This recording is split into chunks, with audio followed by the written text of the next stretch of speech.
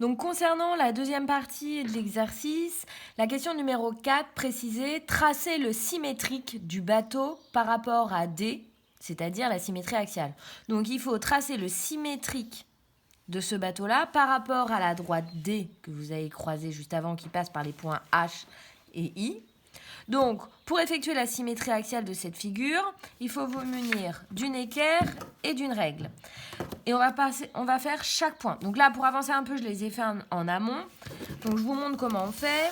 On prend notre règle. Donc par exemple, pour trouver le point A', symétrique axiale de A, je viens ici avec ma règle, je m'aligne au point A, d'accord? Je prends mon équerre et par rapport à D, il faut que ça forme un bel angle.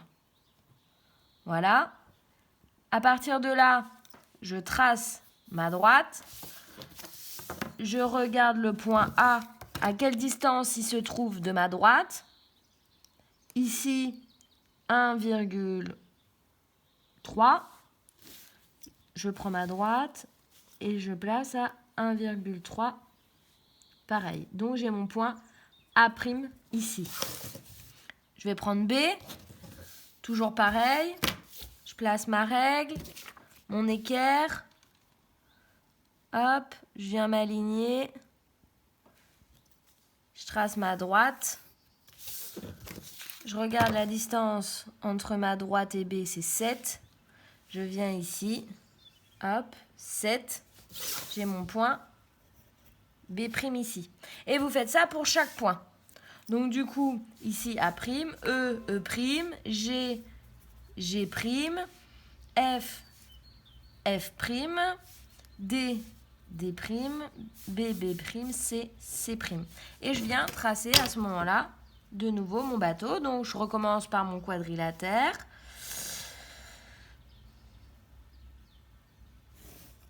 Hop.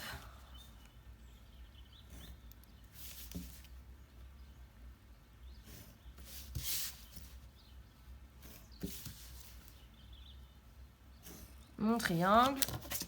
Donc ici, le trait est déjà mis puisqu'il vient se coller sur les abscisses. Hop, c'est juste que là, c'est...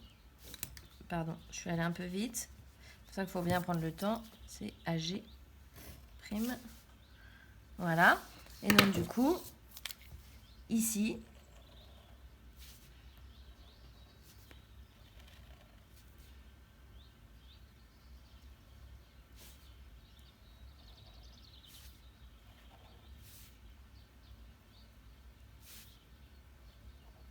il faut bien le faire à la règle. Hein. Voilà, ici j'ai bien un symétrique axial du bateau initial.